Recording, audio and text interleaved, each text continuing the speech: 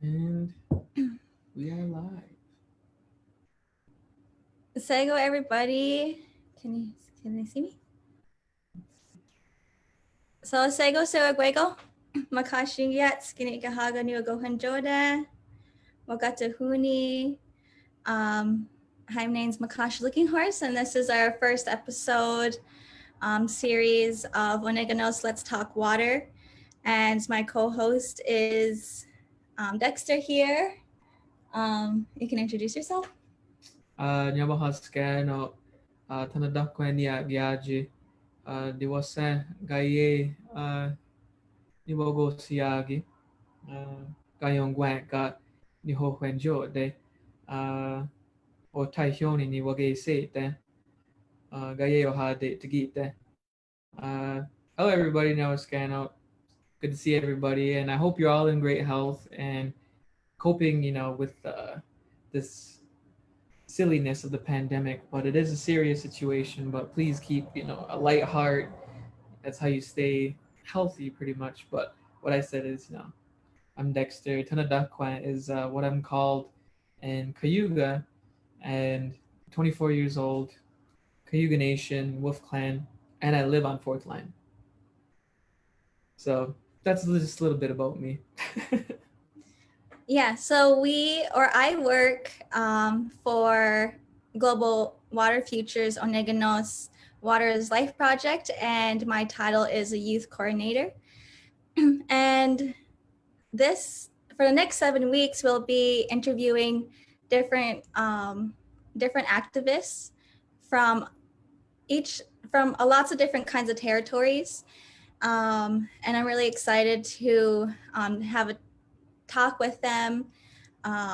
So a little bit about what the Ohneganos Waters Life Project does in Six Nations is it's kind of a groundbreaking research project here in Six Nations, and we have biologists, health professionals, engineers working for the betterment of Six Nations water, so we can have cleaner or figure out how we can have cleaner waterways like Mackenzie Creek, Boston Creek, Grand River, and even on our underground water that we can't see. So we've done a lot of outreach with the community, and this is one of the ways that we're going to outreach is this live series. And what we have, some of the things that we have done in the past, just this past few weeks, is host a community art challenge for the kids. It was open to everybody, and so these were our youth here in Six Nations, beautiful pieces of art that worked, that showed what water means to them. So we had so many pieces of artwork that were really awesome to see. And here are a few, and we have selected a few winners. I think this is the first winner, and her, what she described was she had an idea of this painting when she was reciting the creation story, and that water had been here even before creation of land and life, and how it's based on life in which we are all connected to. So it was really beautiful, and so she was our winner. And then this one is, I believe, the second winner, and which is also really beautiful. And that one's a painting is representation of some of the ways water sustains us and animals. They both, us and animals, drink it. Both use it as a way to hunt, and both use it as transportation. Both equally depend on water, and as a result become responsible in protecting and preserving water is our responsibility. So those are some of the things that we've done in the past to do outreach. And like I said, our team is huge and we have many scientists on it. One of them is Sarah Duignan, and she's a PhD candidate at McMaster in medical anthropology, working at Six Nations to explore relationships between community, health, and water security. So she's going to show us a bit of her work.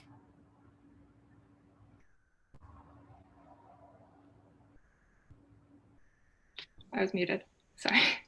Sego, thank you so much for having me on the show, Makasa, to share this. I'm really excited for you for this launch. So today I'll be sharing some of the results of the research that we've been working on over the past few years with Six Nations collaborators. We've been really trying to look at how the community experience of water relates to holistic health outcomes and what's happening, and trying to capture that in a more tangible way. So water security itself, if we're thinking about the definition of what it is, it tends to vary quite a bit. But what's really important is to center it around this, when we're talking about this lack of water, we're talking about a lack of reliable water, a lack of clean water, affordable water, and all sorts of different barriers to water. And it's often at a household level. And lacking this water can have very profound impacts on psychosocial health, cultural health, physical health, and environmental health. And that really impacts people both at an individual level, but also as a community, which is what we're seeing. And so we did a piloted community health and water survey to look at like the water uses, where people are sourcing their water, some of the stresses and emotions around that. And through this, we were using a water security scale, which captured a range of experiences at the household level of how people were dealing with their water situations. So those in the blue box on this graph here, those were households that were water insecure. And then in the yellow box, those are the households that were water secure. So with the 66 households that we surveyed, we found that 60% of these households were reporting that they were water insecure within the last month. And we found that this happened across income levels for the house. So no matter what someone's household income was, that didn't really play into why they were saying that they were water insecure. It was also very gendered. A lot of respondents were women, and a lot of the households experiencing water insecurity were younger as well. So what we're starting to see is this picture of younger families, and particularly women, being severely impacted by their water insecurity. And so this is kind of the beginnings of further explorations of community health in relation to water. And it does have really significant impacts on how, especially with COVID, what's going to be happening. And so if people don't have that access to water to wash their hands or to follow, the health protocols that we need to for COVID, exploring this in this sort of way will help us hopefully develop some more like Haudenosaunee centered health models and programs going forward as well. That's awesome work. Thank you, Sarah. Thank you, Sarah. Yeah. It was amazing. Yeah, we're so glad to have you on the team. And she worked with a lot of women, and it was, she had a good study and lots of help from the community, which we really appreciate. Brilliant woman. Brilliant. So what we're doing next is I'm going to introduce Eryn Wise. She is Apache Navajo. and Oh, just Apache. just Apache. Janae. And I think you can probably do a better job, but she works with Seeding Sovereignty, and how I know her is through Standing Rock. And she took care of my little brother while he was at Standing Rock, and she took care of all of the kids that needed somebody to take care of them. And she stepped into that mother role, and she, they all created a big organized successful organization now, called International Indigenous Youth Council. But she now works with Seeding Sovereignty, which is another awesome organization. And she does amazing work, fighting pipelines, a lot of frontline work all day long. That's all she does. Warrior. She's a warrior woman. That's warrior spirit. Yeah. So this is Eryn.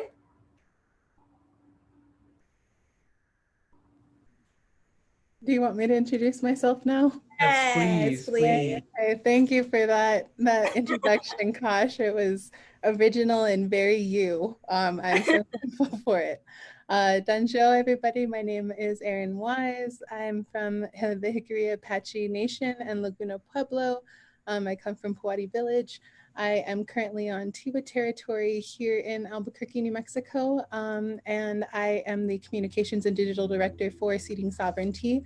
At this time, I'm also a co-director of the Indigenous Impact Community Care Initiative, which is basically our organization and collective's response to the COVID-19 pandemic.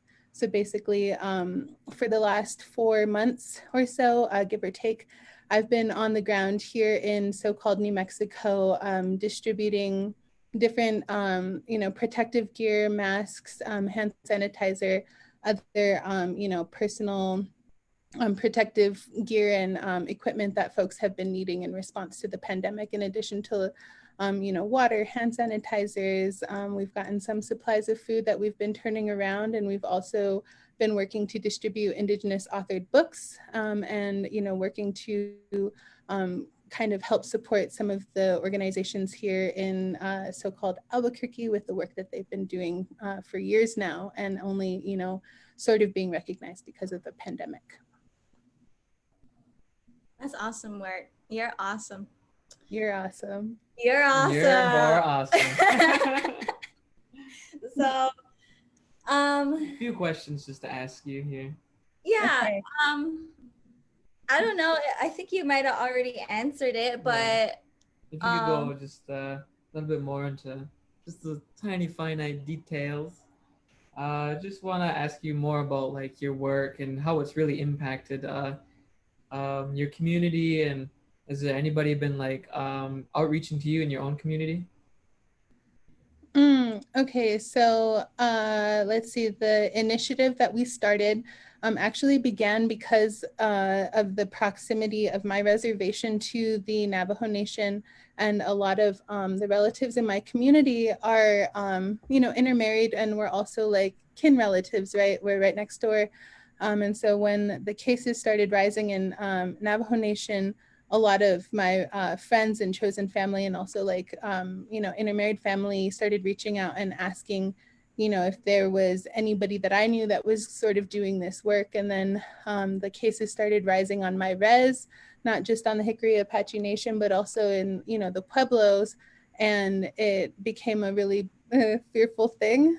So my mom, who runs the Hickory Child and Family Education Center, which is like our early childhood development center and Head Start on our reservation that my grandma helped to start in the 60s. She started doing some outreach on behalf of the families of her students, and realizing that they were in need of masks and also other personal protective equipment, And so it actually kind of just started as me helping my mom's students.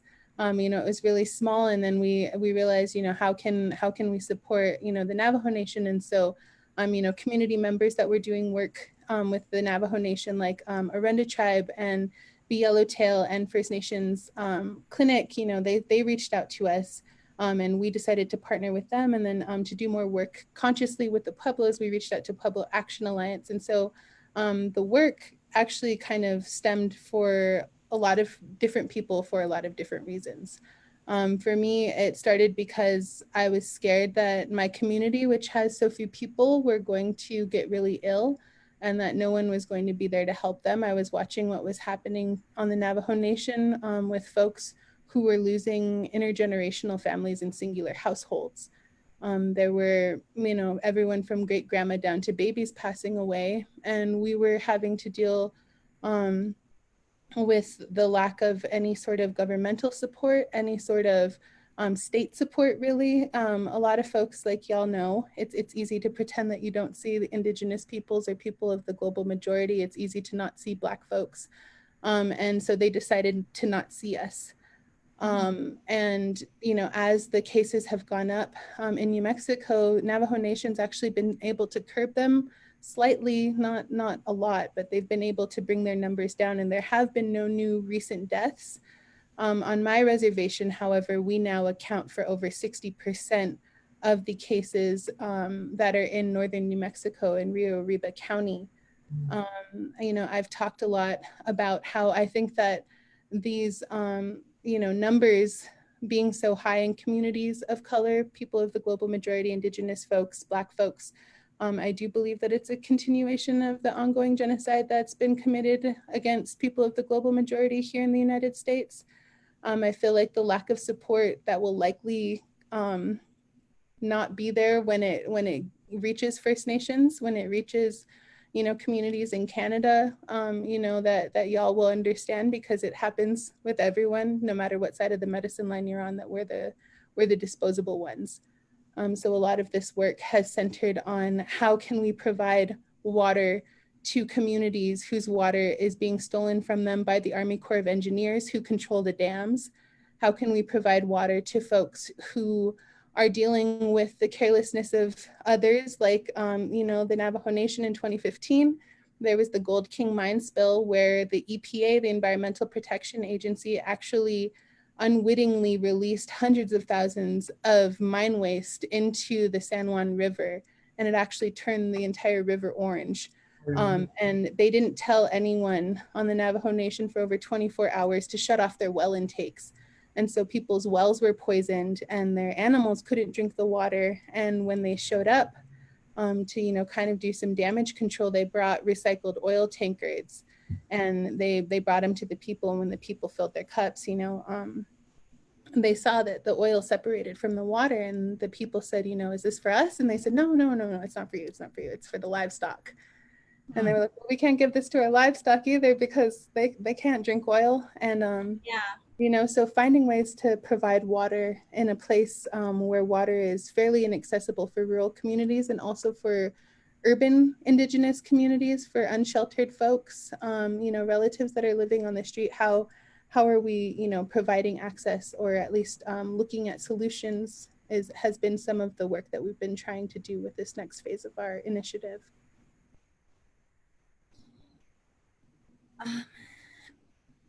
But I see how that. I agree with you on that. That's a hard job. Yeah, I agree with you on that continuation of the genocide. Like 100%, 110%. That's a choice. That's negligence now.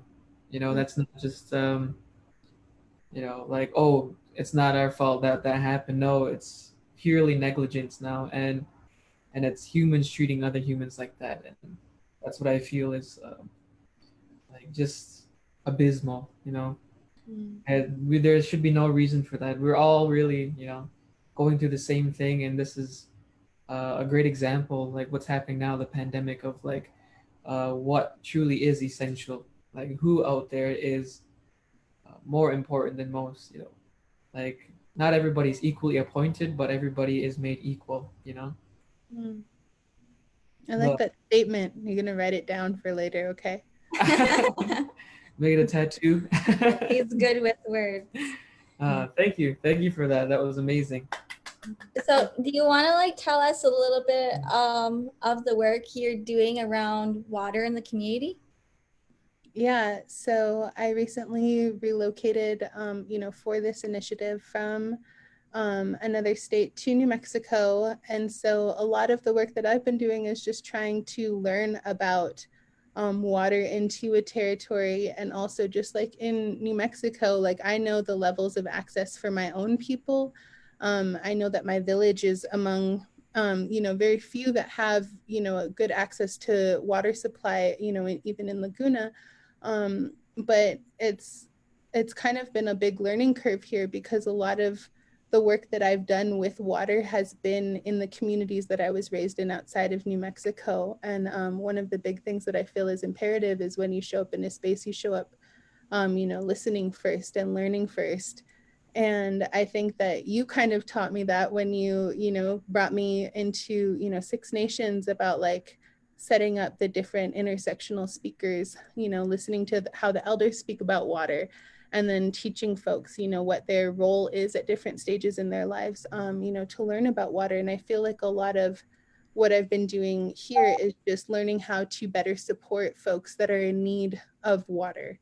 We've been looking at providing, a water tower. Actually, through some of the monies that we raised with our initiative, we actually were able to re-grant some of the money to the Zuni Mountain Sanctuary, which is this sanctuary on the Zuni Pueblo that provides space on about 300 acres for queer folks, gender expansive, non-conforming trans folks who need a place to go. A lot of folks have been displaced because of the pandemic through loss of family. They don't have a place to live anymore. Through maybe family feeling like they, being misinformed and thinking that they somehow are bringing in the virus due to their gender or sexual identities. And they're really holding good space. And so through that organization, we're actually working to provide them a water tower so that they can be, sovereign with their food. They're trying to grow their own food and provide actually like quarantine spaces that are set up far enough apart that folks that are displaced still have a place to go during the pandemic. And so besides, learning more about the water here, I'm also trying to actively support through Seeding Sovereignty, the Zuni Mountain Sanctuary, so that they have water to continue doing their work on behalf of Two-Spirit and other LGBTQIA+ folks. Yeah, and that's super important. I'm glad that you're providing that space. Do you have like any, how can people help you? There's a lot of different ways that people can support. We have a few different campaigns that folks can get involved in online. And I'll share those in a second. But I would say that, first and foremost, I think that people are looking at this pandemic and they're thinking, well, if I'm quarantining, I can't really be doing a whole lot. Yeah.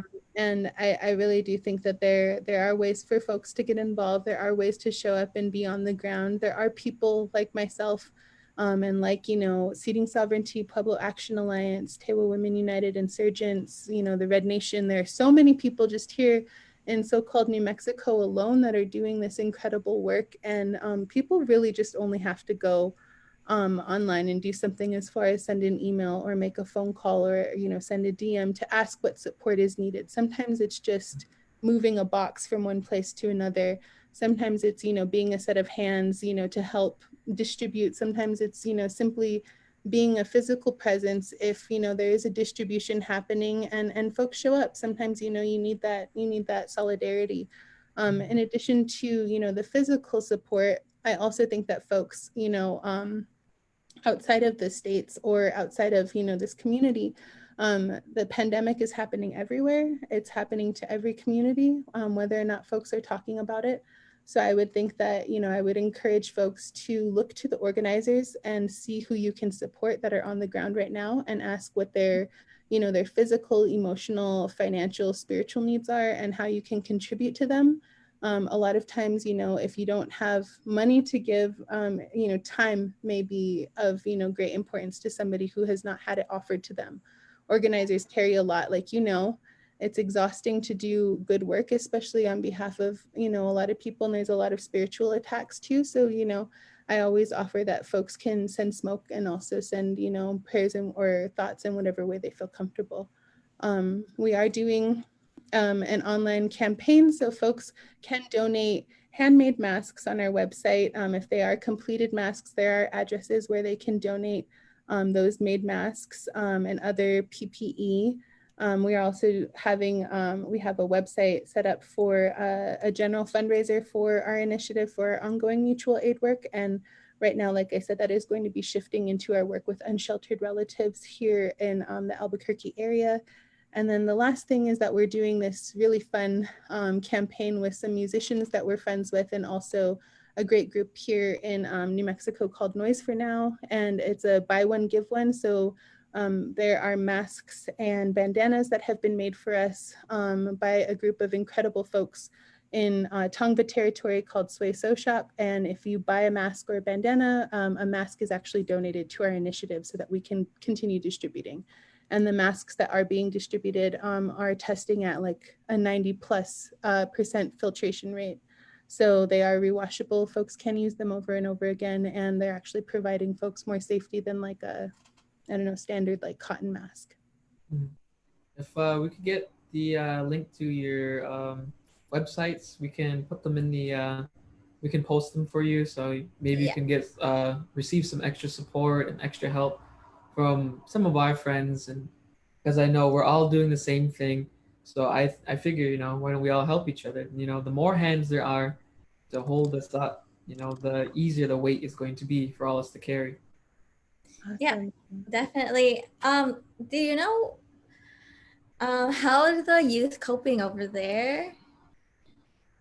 Oh gosh, I can't be like a spokesperson for like every youth and like all of the like 20+ nations there are in New Mexico. How are you coping? How am I coping? I think I really enjoy and value the time where we get together once weekly for community work. I think that sustained a lot of my mental health for the last like 4 months. Yeah. Joking around with a bunch of natives and talking shit about the things that need to be talked about, and unpacking and learning how to be in community with one another has been really good. I think the young folks that I'm working with that are younger than me, everyone's gotten real into hiking and biking and skateboarding and doing, a lot of physical activity, which is good because endorphins are amazing and outside is amazing. And I also think that in spite of everything, a reconnection and like a reconnecting and kinship with the land is kind of sustaining us all. There was one day that we went to the river, some of us that are organizing, and we were together, and I felt like a little kid. Like all of us were like splashing and playing and like rolling around, and we all had like dirt in our swimsuits, and it was nice, and it was, I think, needed. So I think also too, like you always talk about water being first medicine, right? And I think that just even having the ability to touch like a living body of water every single time you do it, you're just like, whoa, I'm never going to touch this water again because it's going to move. And how awesome is that? So, how are you doing? Are you good, y'all, young folks? Yeah, we're doing just fine. Yeah, we got each other. Well, the more time you spend outside, going outside, the higher your immunities get, the stronger you make yourself. Your health is very important, and being outside, getting the sun rays into you, really breathing in the natural air, getting to know the plants around you, just as you do your relatives, like that's really important. That's good to know that those plants and those medicines out there are like your relatives, and they're there to help you, and they give their help freely. They don't ask for anything in return except that you help protect them is what we're all trying to do here. And I believe that's another way everybody is waking up to that sort of fact, that what we do is important, and there is repercussions for actions, especially nowadays when they have a larger carbon footprint than what our ancestors used to have back in the the days of when we used to live in the bush, is what we say up here. Yeah. Thank you for sharing that. Thank you. No, thank you. Yes. So yeah, thank you for sharing your stories. And I know that it's very tiring to continuously talk. I've been in your shoes for a little bit, talking, and yeah, so I just appreciate all your words. And who is going to be talking next is Lori Davis Hill. And she, maybe if you have any questions for her, you can ask her at any time. And I think she'll talk a little bit about how we've been handling COVID here, because it has been pretty tough on our community. I think on everybody's community, COVID has been affected everybody mentally. Mental health is I think we're a community is trying to work on mental health. And I know that our community is also trying to do the same things, like be outside, plant gardens, go on hikes, just be outside a lot more than usual. I'm not too sure if we have Lori. Is Lori on? Is Lori on? Yeah, I'm here. Okay. Scano, Great. Scano, Sago. There you go. Do you want to introduce yourself a little bit? Sure. My name's Lori Davis Hill. I am the director of Six Nations Health Services. I'm Oneida Nation Wolf Clan, born and raised here at Six Nations. And my current role is also as the incident command for our pandemic response here at Six Nations of the Grand River. So I've been wearing a lot of hats in the last 4 months. Mm-hmm. So thank you for having me as part of this first episode. Oh, yes, it's our pleasure. Thank you for coming. Yeah, we're so excited to have you. You're a super important person in the community. Like you're really needed. Your brain is needed. A lot of things happen behind the scenes that a lot of people don't really recognize, or don't know about. So it's important for people to, have these chances to speak. Everybody needs to have, their time in the spotlight, really. Yeah. So well, thank you so much. Thank you, Lori. So we have some questions here for you, Lori, if you don't mind. Yeah. Do you want to talk about a little bit what you do in the community right now, or do you want me to ask you the questions? Well, I'm going to just start out talking about, this program and you talked about water insecurity earlier, and I'm just appreciative that there's an interest in research and being able to provide the data. So that the water research and the water security work that's going on right now is really important. We have these ideas that water security is an issue for us, but to be able to quantify it and actually, put it into a report and have information gathered from our community members is really important. It backs up what our thoughts are, right? So it goes beyond that, just anecdotal stories. It's been a long journey for us in really getting involved in research, and I'm really appreciative that, we're starting to do research that's generated by us. So for a long time, it was people coming to us and wanting to say, can we study you for this? And can we study you for that? And now it's us saying, these are the things that are important to us. And, we're having support from McMaster University and from Global Water Futures and to really have an opportunity to direct how this is done and make these relationships within our community and with the research community. So, here at Six Nations, we have a top of the line water treatment plant, but it's unfortunate that, right now we don't have all of our houses who have access to that water line. So there's been improvements done and extensions that have been happening over the past year or so. So we're hopeful that, we'll continue to be able to access the funding to support community members to access the water line. But right now we have community members who, have to have water trucked in. It's expensive, or they don't have the funds to have it done, or, they have to, get small bottles of water because they can't, transport it. So it's really a challenge for our community. We also even have some of our community programs that have to have their water trucked in. So our birthing center has to have water brought in. We have a lot of home births that happen in the community, and sometimes they're challenged by, are we going to run out of water during the birth? And so there's a lot of impact on that. So we've had that added stress for many people, and like was mentioned earlier, it's hard to follow the public health. Wash your hands frequently and clean your surfaces when you don't know how long your water is going to last. So. So that's kind of an introduction, and I have made it a priority within health services to do as much as we can to be engaged in the research activities, and to be able to use our connections to community members to help to build those relationships that are required so we can gather the information we need. Yeah, thank you. Yeah, you're super important, and we do have so many issues with water. So you want to ask that question?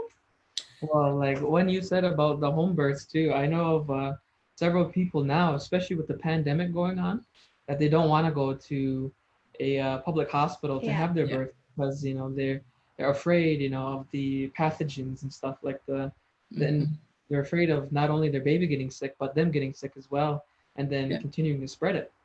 So I think that's really important that we have that access to that water. Mm-hmm. And our mothers can't get sick. They do so much. Yeah, the mothers can't get sick. Yeah, we our birthing center did notice right away that they had a lot of moms who were wanting to engage with the birthing center because exactly what you just said, they didn't want to go to the hospital. So, they've come up with innovative ways to make sure that they're keeping themselves as midwives safe, as well as our clients and our community members. So, yeah. So I have a question here. What did the pandemic response team do to keep our numbers low to protect us and our elders? Oh, I could go on and on, but I'll share. It's been a challenge. We're now on day 134. We did enter into a state of emergency on March the 12th. We had been watching what was happening globally since January in connection with Ohneganos public health.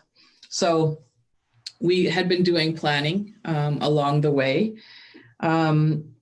We did recognize that there were factors that were putting our community at additional risk to COVID-19. Our pre-existing health conditions, our multiple members and families, and multi-generational families, and families who have just financial challenges and food security challenges. So we recognized that we were going to have to support the community. So we wanted to act quickly and cautiously. On March 30th, we implemented checkpoints at various locations around the reserve. So essentially, we tried to shut the reserve off from the multitude of visitors who come to our territory in anticipation of the risks that we thought we would be facing, and so we entered into what we called Project Protect Our People. So that was one of the things that we did because we really thought it was important to communicate to the to communicate to the community that this is really serious and that we're taking this serious, and we want to do, you know, we considered all of our options, and the decisions that the emergency control group has made along the way have really been about protecting our people. And, you know, we look at the guidelines and we weigh, you know, and we try to make the response supportive to our community as well. So, you know, we have a team who researches what's happening locally, provincially, nationally, internationally, and we're, you know, sharing that information on a regular basis, doing daily updates on stats. And as of today, we actually are launching a mandatory face covering within the territory, so that people who are entering any of our public buildings will be expected to wear a mask. And that's to protect our entire community. So my wearing a mask protects you, and you wearing a mask protects me, right? So that's been demonstrated as one of our tools that we can use to reduce the spread. So the pandemic also highlighted some of the inequities. We've seen food insecurity, water insecurity, homelessness has had an impact. So we've tried to tackle some of those barriers and assist our community members. We've done some initiatives to address financial impacts. So we, within health services, we recognize that our vulnerable clients would be unable to stay connected. So we were able to buy phone cards for some of our community members. We've shifted our programs and services into a virtual setting, trying to follow up and we stay connected with people. In May, the Six Nations of the Grand River Elected Council launched a COVID-19 relief fund to help ease the financial burden that people could access. The Six Nations Public Works fees for septic services and for water delivery were waived. And that was from about April 1st till June 1st. So a couple of months of you know, financial support in that way. And we also had we also waived housing and mortgage loans for some of our community members. So, you know, reducing that financial burden, because we recognize that, you know, some people, you know, were on COVID leave, some people were, you know, just laid off, some people's places of employment were closed. And so, you know, it has had an impact, and not just financially, but, you know, mentally and emotionally as well. So I just want to thank you for all of your work. I felt a lot safer when the reserve was shut down to only community members. I felt personally a lot safer. Yeah, I felt like we were an exclusive club. And there were just a lot of people that were trying to be Indian, you know. Yeah. Try to come in here and just was really just exploiting us for our, you know, national reserves, as, you know, they always do. But I also noticed that at the Iroquois Lodge for the elders there, that it's been sealed off too.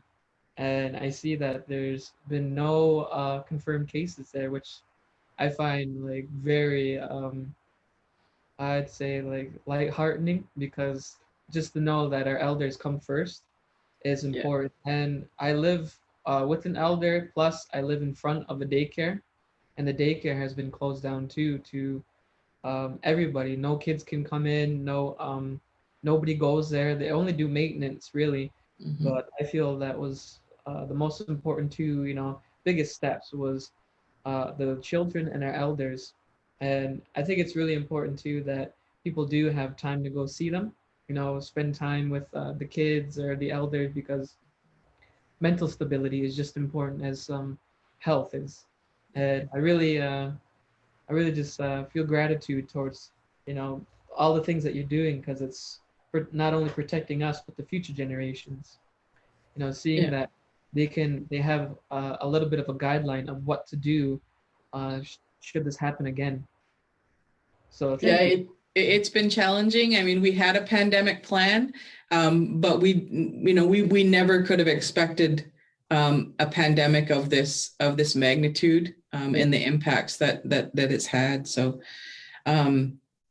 just a couple other things that we've done are about our emergency food program. So in our health services, we have health promotions, and we're very aware of food security as well. So, we combined our work with our local food bank, and we created a program where there was actually home delivery of food and non-perishable food and water for those of the community members who were in need. So there was a really overwhelming response to that program, and we were really happy that we were able to provide support. And one of the other things that I think was really exciting is that many people recognize that, going to the grocery store as we used to do is just not that easy, right? I mean, with all of the recommendations and the fear and all that sort of thing. So we have set up a gardening program, and it's called Ohneganos, I believe. And it's called We Are All Planting. And so we were able to provide, I think, 500 community members with a variety of things, from a planter box to a 4x4 raised garden, to plants. And then the support has been ongoing. So, the number of gardens on this territory has dramatically increased. And it's just so, it fills my heart to see people getting reconnected with the earth and with producing our own food. And I think a taste of that, what would it be like if we could sustain ourselves, right? And recognizing how dependent we are on the stores and the fast food and that kind of thing. So it's really given us an opportunity to examine that, right, and reflect on that. Yeah. Well, I want to see if Eryn has any questions for you. Questions, Eryn? I do actually. So caution, at the very beginning, Dex said that they were just, driving around and taking cruises. So I was wondering if there's like an ongoing grocery program where, like, young folks who have the capacity to drive around can be maybe helping make deliveries of things so that the elders don't have to go in addition to like growing their own foods.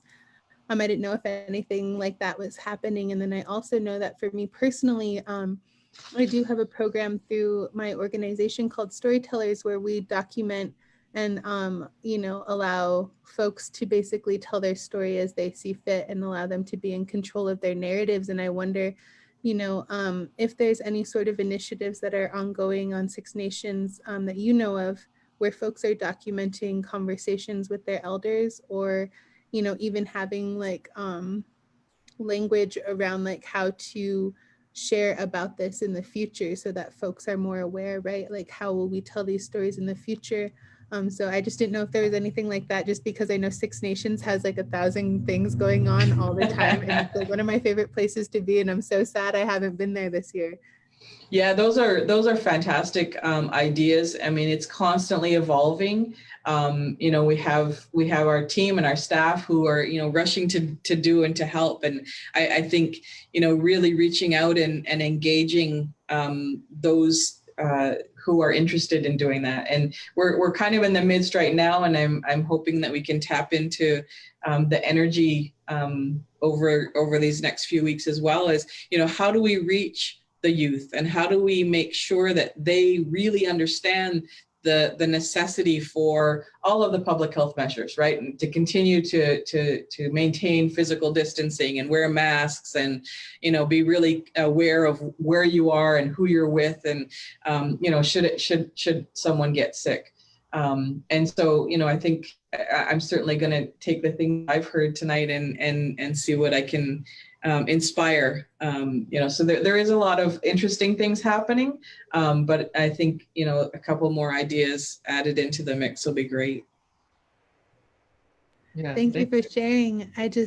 I echo what you're saying so much about the young folks taking this seriously. You know, it is awful, like, you know, because I do write, I've been requested by a lot of different families to write eulogies, you know, and it's, I don't think that folks understand the gravity of the situation, and they think it's, you know, age-based, or, you know, like you said, you know, like what your predisposition was, you know, prior to the pandemic.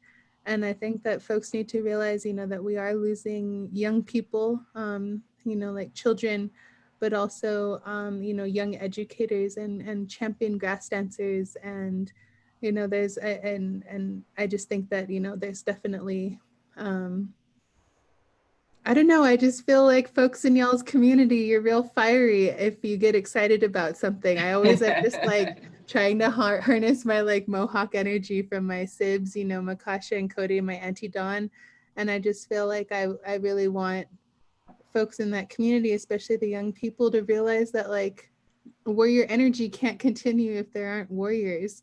Yeah. And who's going to defend against, you know, the situations, who's going to be there for the next Oka, whatever that looks like, or who's going to be the one that's, you know, marching, you know, with the clan mothers to go get somebody out of the community that's causing harm. And I would really encourage any young folks that are watching, you know, to care enough about the people who are going to teach you how to lead, you know, before they're gone. I think that folks really, I think I read in an article that said that the Navajo Nation keeps a list of all of their medicine men and medicine people, and they had lost about 3/4 of those people due to COVID. Wow. And it was in the hundreds, you know, the deaths that had happened. And I just feel like, you know, the young people, I love being on Six Nations because they speak their language, and they, you know, they go to Longhouse. I've actually got, Makasha has taken me. And, you know, I feel like that's so sacred and special for, you know, these young kids, even, you know, to know every bit of their story. And I just really hope that y'all stay safe, and that you kind of learn from the mistakes that people have made here in the States, not taking it seriously, and, you know, really do everything that you can, especially you kids, you know, to show up for your aunties and everybody else that need that support. Because I don't know, I just feel like y'all are so fiery, you know, lend that fire to people who may not have it right now. And I mean, I really want to recognize our community because we have asked a lot of them. You know, they have risen to accept, you know, the decisions that we've made and be supportive of them. And, you know, we see people who are, you know, really engaged in trying to keep each other safe. And so I know that it's not easy. You know, it's impacting us all, and we just got to continue to do the work. And, you know, right now we've had 15 cases and 1 death. So, you know, we have been very successful in protecting our people here. And, you know, we're constantly watching what's happening in other First Nations communities, and, you know, how can we learn from each other and teach each other and help each other. So I look forward to more, you know, work together. Yeah, yeah. I'm sure all of us could go on and on, you know, just keep this going for 3 days if we could. But yeah. Unfortunately, we have to keep in a little bit of a time frame here, and we have a digital story that we want to showcase next. Yeah. Standing Rock. Yeah. And if any viewers have any questions for Lori or Eryn, we can answer them after the digital story plays. This digital story is it's one of the ways that we've been communicating our data to the community. I've made a few digital stories, and I have a digital story that's coming up and will be ready soon, and it's on climate change impacts on Indigenous youth mental health, which I'm excited to share soon. And it's just Six Nations youth talking about climate change, how climate change has impacted them. So I'm excited for that. But this is about Standing Rock. and one of those digital stories that we have for today. And hopefully Eryn can share a little bit after.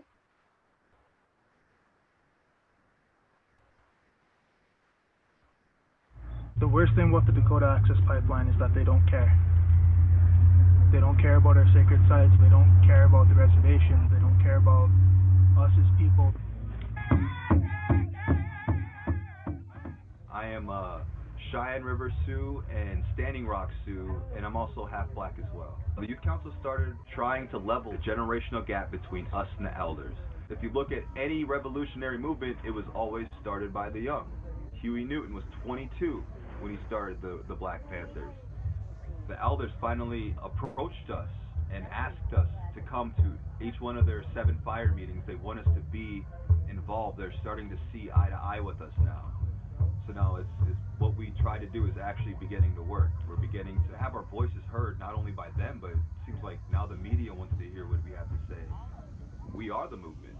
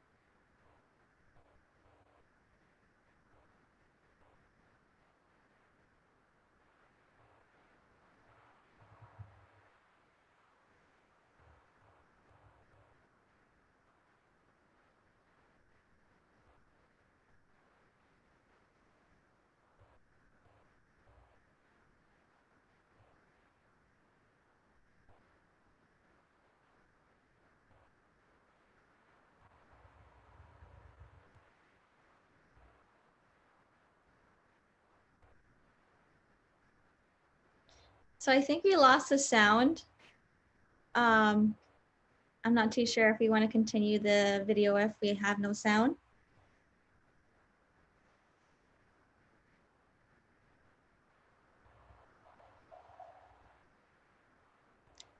Hannah, can you fix the sound somehow?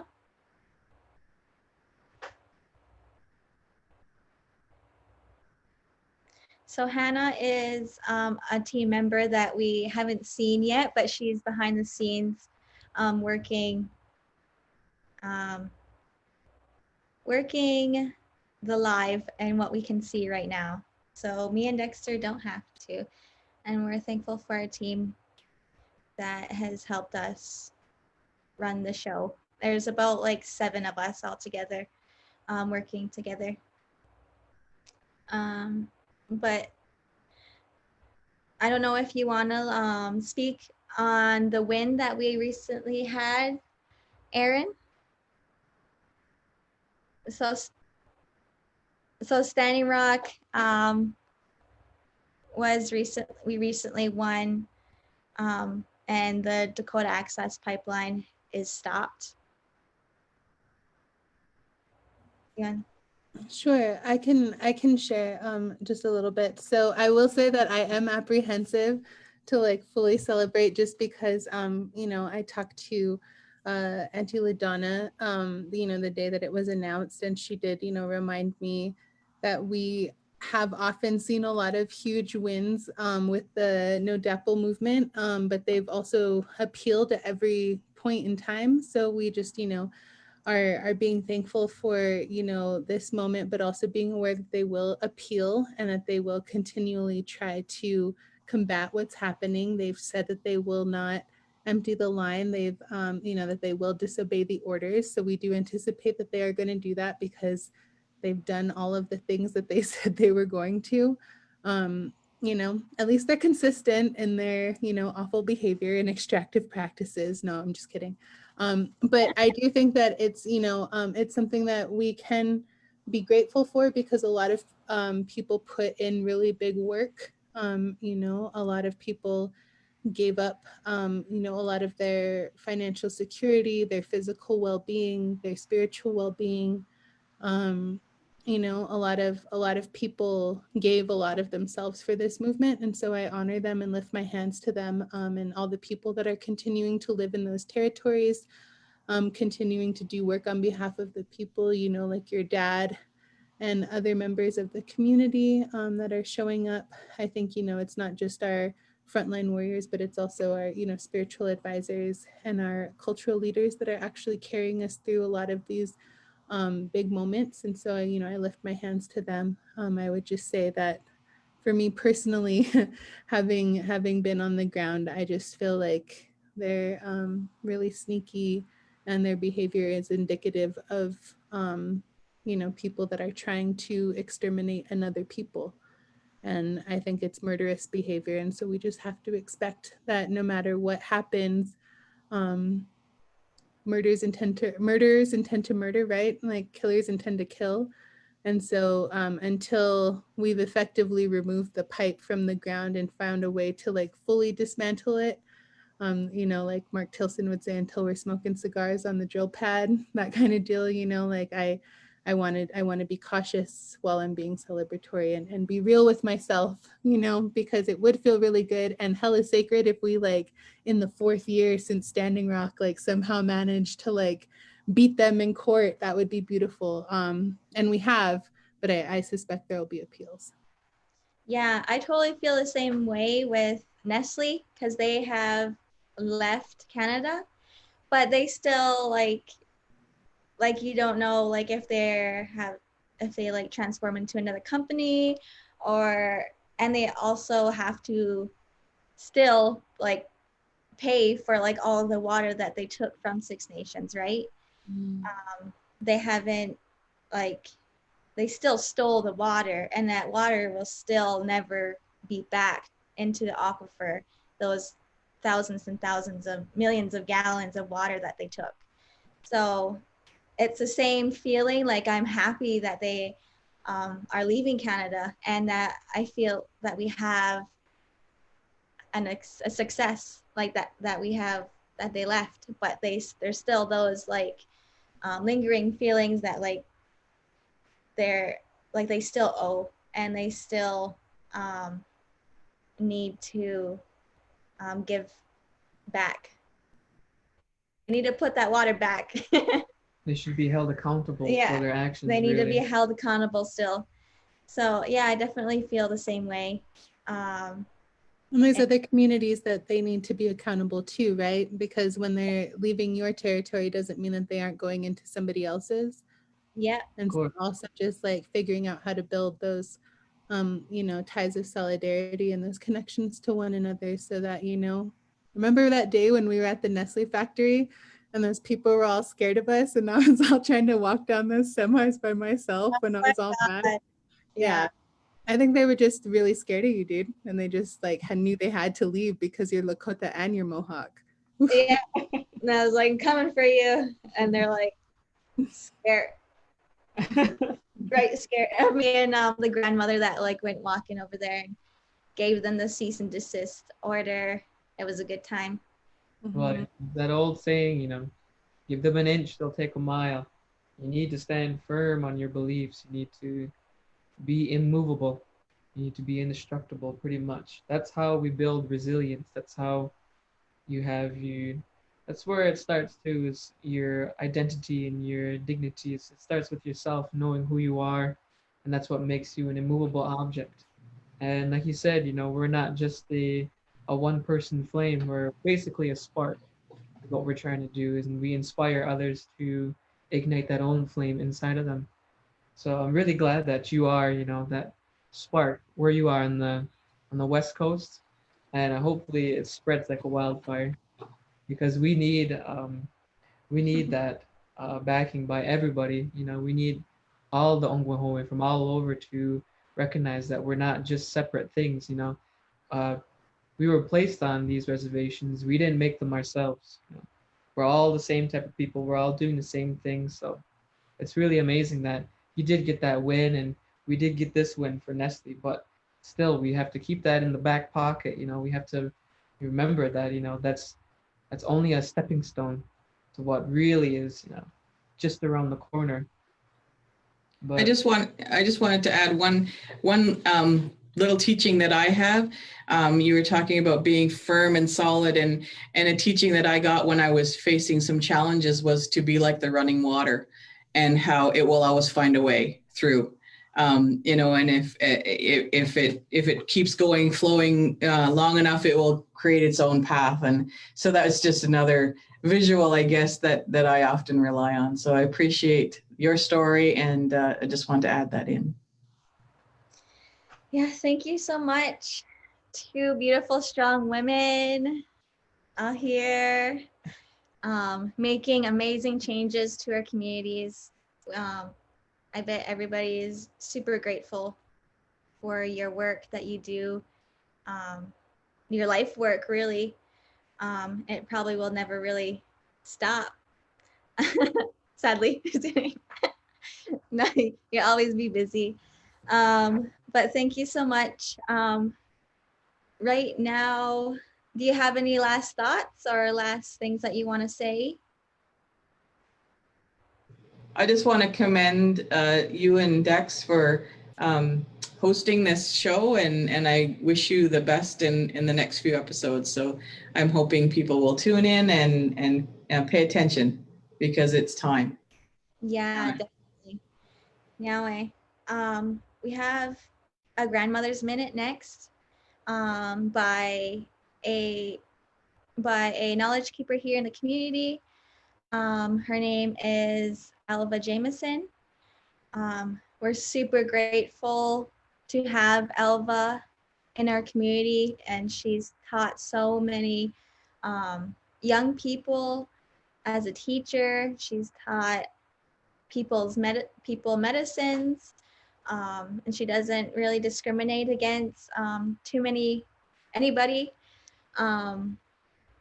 And we're super grateful to have her in our community.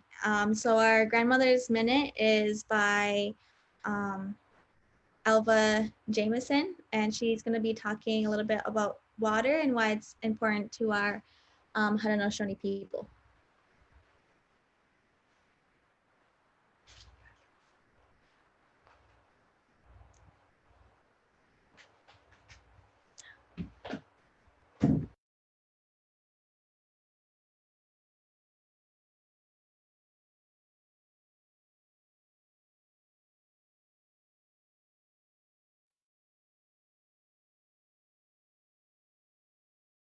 Okay, talking about the water is like, there's so much to tell about the water. And when I think about it, I think about the beginning in creation story, and how when the Sky Woman came, she came to water. She came to water, and she was the first one that would have babies the way we know of having babies, because all the other ones were made from the soil, but she was had the baby in her belly, so that was the first one. So she came to this world. It was nothing but water, and it was the water animals that helped her. It was the turtle, and then it was the beaver and the otter and the muskrat that helped her, and it was the water birds that went to get her. It was the story I always grew up with is it was the geese that went and got her and brought her to the turtle's back. So right from the beginning, it was about water, in water.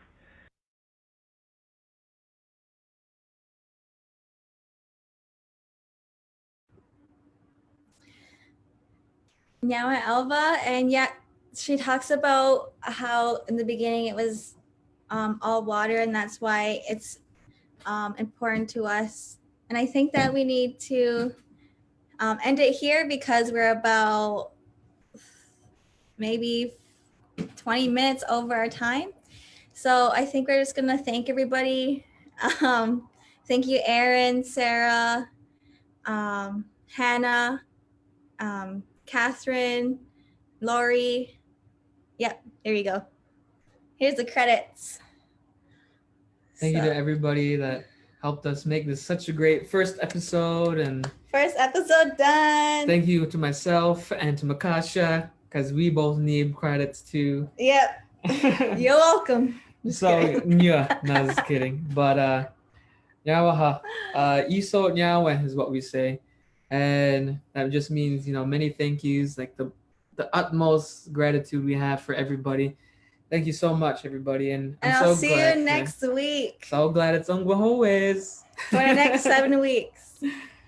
Thank you. Only Thank you, Ungwahoes. Just kidding. Ungwahoes only. Oh.